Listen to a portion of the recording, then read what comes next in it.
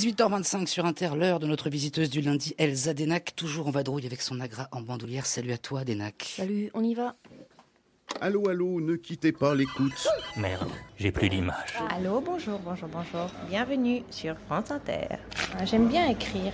Même quand j'écris pas, j'ai l'impression d'écrire et j'ai le sentiment qu'en fait, tout ce que je vois est potentiellement utilisable pour l'écriture.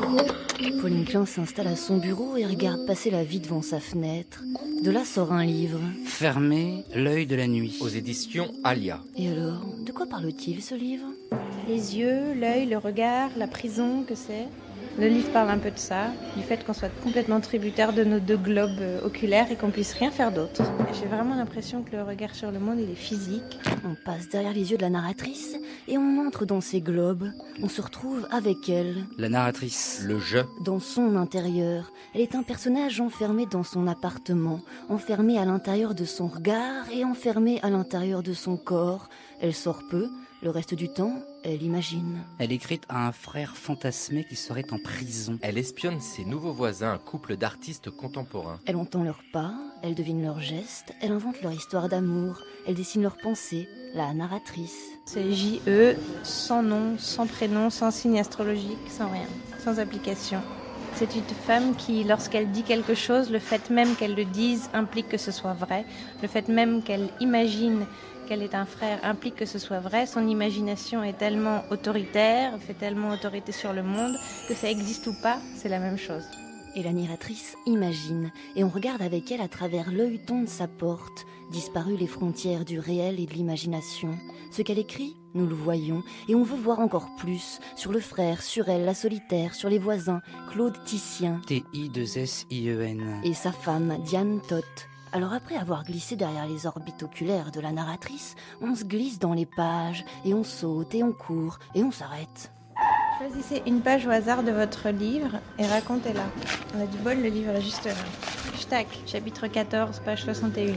L'auteur, qui est moi a priori, raconte que Diane, l'un des personnages principaux du livre, a très peu de souvenirs et qu'elle les invente. Tac. Moi j'ai très peu confiance en mes propres souvenirs et j'ai souvent tendance à l'adolescence à demander aux gens mais qu'est-ce que j'avais fait à ce moment-là. Ce sont souvent les autres qui détiennent nos souvenirs plus que nous-mêmes. Et j'aime bien l'idée que nos souvenirs soient à l'extérieur, que nos souvenirs soient un peu dispersés dans des lieux, dans la tête des gens, dans les souvenirs des autres, sur le corps, mais pas vraiment forcément dans la mémoire. Pauline Klein Celle qui écrit. est intéressée par la mémoire qui se disperse dans ses voisins et ses paysages. Et Diane Toth, sa création, son personnage, Elle-même est aussi intéressée par le fait que les inventions de souvenirs n'arrivent pas ex nihilo, ne sont pas de pure invention, ils peuvent tout à fait être un maillon d'un symptôme. Donc on n'invente pas au hasard. Si on invente quelque chose, ça peut être un indice. Et tous les personnages cherchent des indices, et nous, lecteurs, on les imite, tous accroupis à creuser dans le souvenir d'une imagination, dans les bruits, dans les yeux. On creuse. En fait, le roman, Fermez l'œil de la nuit. c'est une enquête.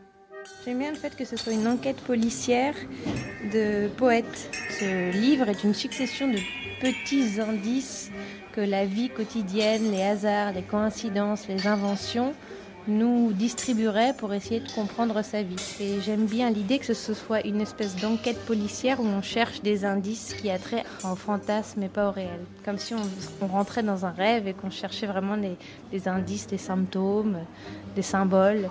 Le tableau de la couverture renvoie au nom du personnage principal, qui renvoie au nom d'un peintre de la Renaissance, qui renvoie à une scène dans un musée, dont le tableau qu'il regarde renvoie à une autre scène d'enfance.